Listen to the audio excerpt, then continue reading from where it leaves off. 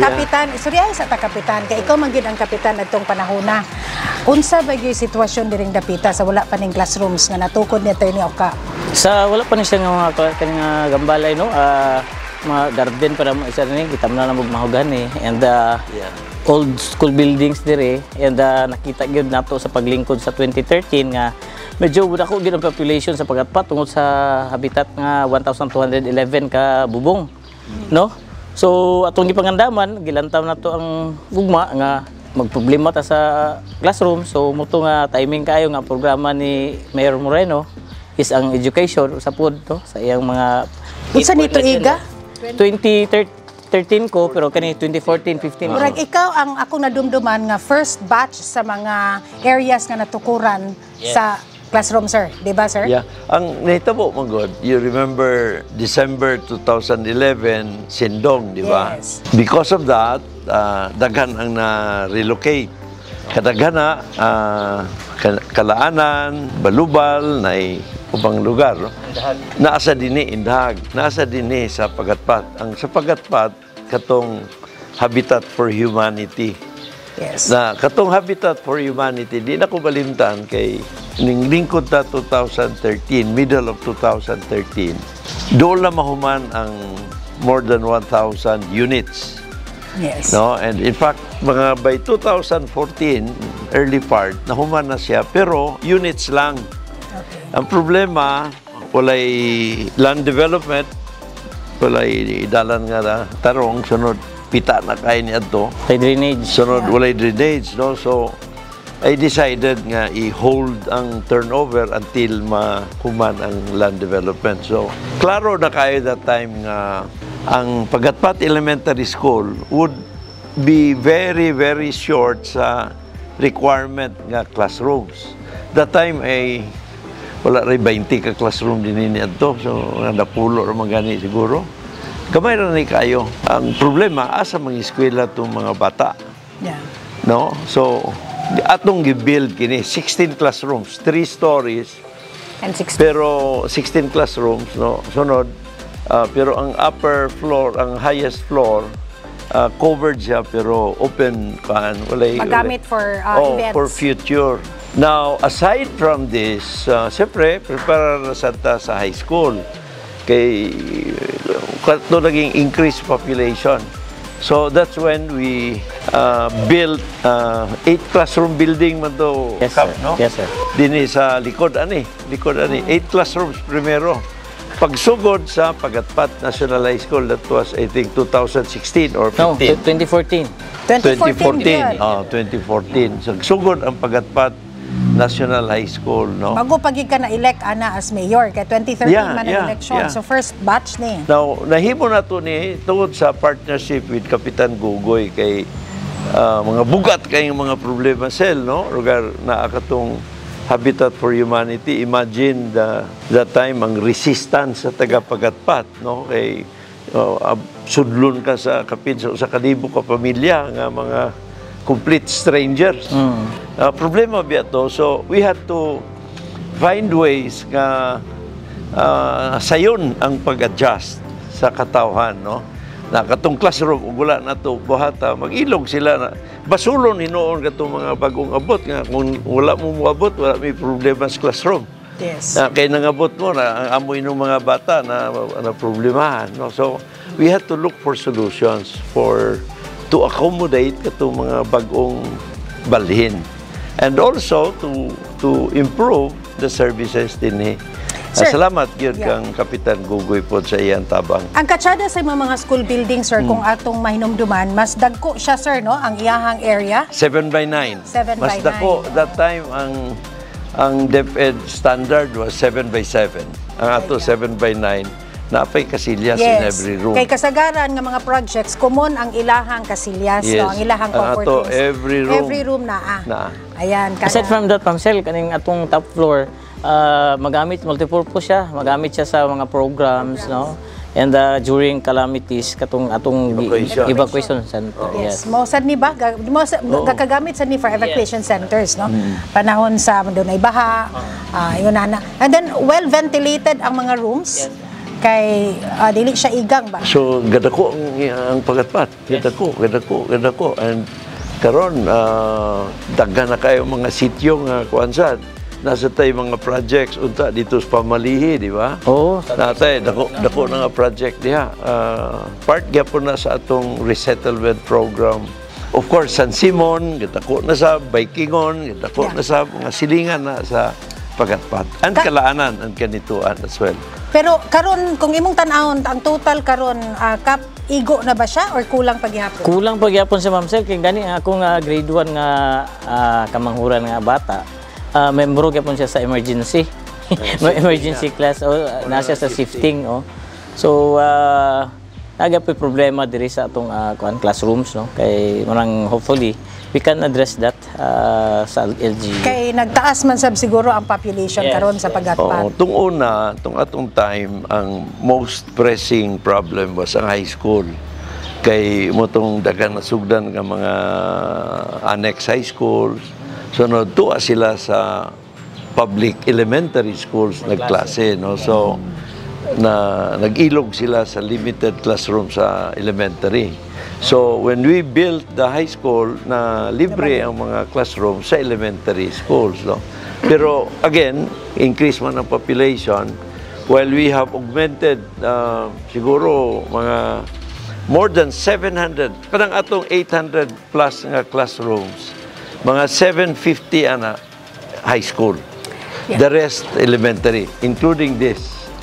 Usara ni pila ang elementary nga atong nahimo kini pagatpat ang kalaanan katong PN ROA. Again, tungod sa resettlement, tungod sa shortage brought about by the new resettlement programs. And then kauswagan, kamaman-an. Kamaman-an ato nang gidugangan sa classroom diha. Sir. And then essentially the rest ato lang gi-construct ang bagong high school, bagong classroom para malibre ang ilang classroom sa elementary. Sir, naabay epekto sa plantilya sa mga maestra kung adunay dugang classrooms? Of course. Kay hinana katong annex, ang plantilla positions dito gikuha sa regular high schools, no? So tanan alkanse katong regular high school na minusan siya sa iyang allocation. Kay gipahuam niya iyang mga teachers sa annex high school. Ang annex high school walay kaugalingong budget. So pagbuhat nato sa bagong high school dito sa annex na himo ng regular high school, naanay iyang separate budget. So katong mga assistants from the regular high schools gibalik na dito sa regular high school. So kanang 800 plus classrooms nga ato na construct, imagine pila ka items ang na-create po na mga maestra. Yes. That would not have been possible kung annex high school lang gyapon. Yeah. So not only that, pati ang quality sa edukasyon sa mga bata. Sir, ang pondo nato sa mga classrooms nga imuhang gigamit atong panahon na very interesting sad na siya kay dili tanan LGUs ang ilahang say tawag ato sir special education fund. Pero kana sa imong panahon diha gyud ang imong Special source. Education Fund gyud. Special Education Fund. Na may kwarta. Ayaw lang gamita for other purposes. Dedicate the Special Education Fund for the intended purpose, which is education. Muna siya sir ang gikan sa real property tax? Yeah, part ka na sa real estate tax collections. So at least klaro lugar kayo Yes. kapitan no nga ang mga gabayan sa RPT kay balugid sila nga ang Wag na pondo, siya nga atong panahon na napaingon ang gyud sa mga proyekto. katawhan diri nga pamayri ang inyong mga real property tax aron natay share gid ana sa Yes. Kana sang real estate tax naman ay general. Pareho gyapon sa other LGUs, general nasa SEF. Pero katong general kay syudad man ang sharing ana 70% sa city. Ang 30% Barangay. duhaon na kabahin. Ang 30%, ang unang 50% dito sa barangay where the property is located. The other 50% bahinon sa tanang barangay of the same city. Lahi sa probinsya kay ang sharing sa probinsya 35% sa probinsya, 40% sa lungsod, 25% sa barangay. Pero kana sa general, pero sa SEF sa probinsya, 50% sa probinsya, 50% sa munisipyo. Pero sa syudad, 100% sa syudad. Sa syudad. Mo na nga makatigom gyud kapitan no sa pondo. Naikwarta. Yes. Ayuhon lang ang koleksyon o ayuhon lang pagplastar. Mura. Okay. Mo ni siya ang resulta sa mga classroom. Pasalamat ko na Ma'am Sel no kay na maaygo yung pagplastar ang atong pundo no sa panahon ni Mayor Oscar. Sa chapter 2 sa atong classroom projects dinhi sa education projects dinhi sa Pagatpat. Okay. Ubanta.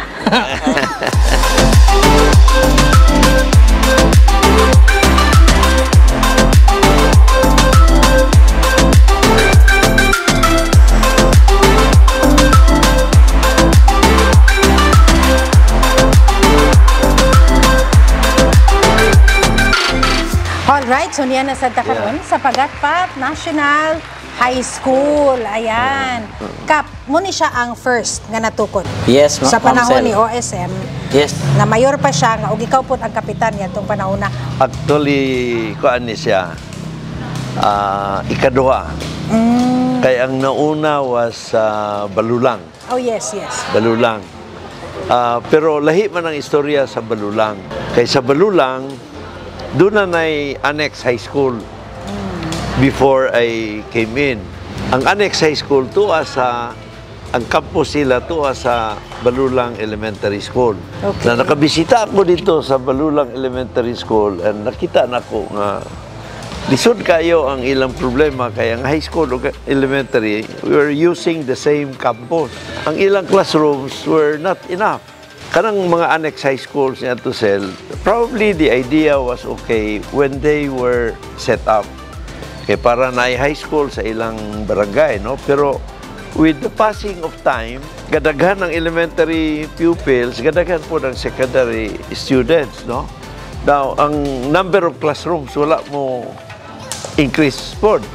So, munang mas short ang classrooms, no? So, munang hitabo, second, 2 shifts, 3 shifts, no? Ang Balulang was problema. Motong dunay property gi-offer si Kokoy Velez. We took it, no? Para sa Balulang High School. Ang sa Pagatpat, it was a different story kay wala may annex high school din eh. Ang mga bata din eh mag-eskwela sa Kanituan. Pero nahitabo because of Sindong, daghan ang mga nag-resettle din ito sa Habitat for Humanity, no? Mga kapins, libo ka units na diha, no? So, ang atong hibawan na to nga there will be shortage of class ang elementary sunod. Ang problema kung wala atong buhaton nga high school dito gyapon sila sa Kanituan mag-eskwela. So, ang shortage dito maduble.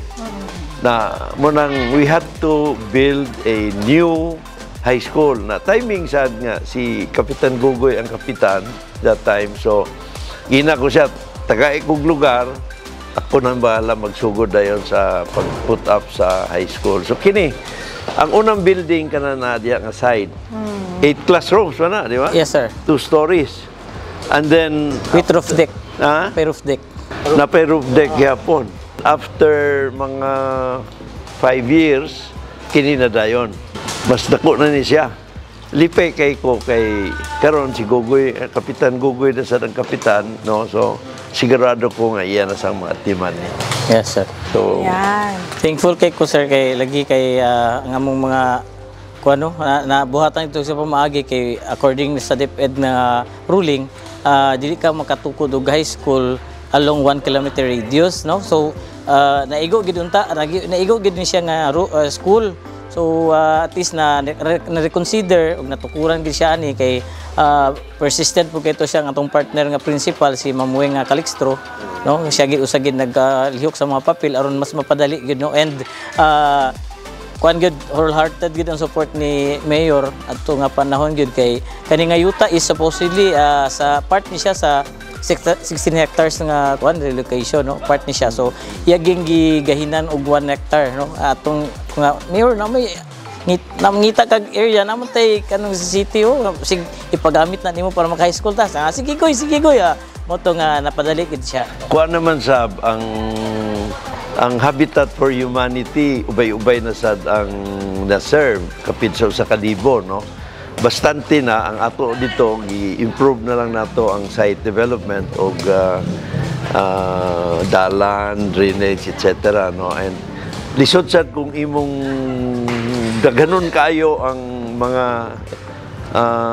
units kay basig mabugatan, no, mabugatan ang barangay na ang Pagatpat ang namuyo dinhi katurog yung mga taga Pagatpat, no. So utong balaka ko basig magugdaghan kayo kay this was the biggest subdivision, the relocation project that time.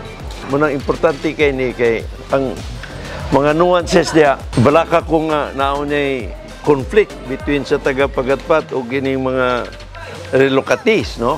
Kining high school, katong elementary school nga itong gibuhat, were all meant to accommodate everyone. First year to fourth year ni or nanay senior high?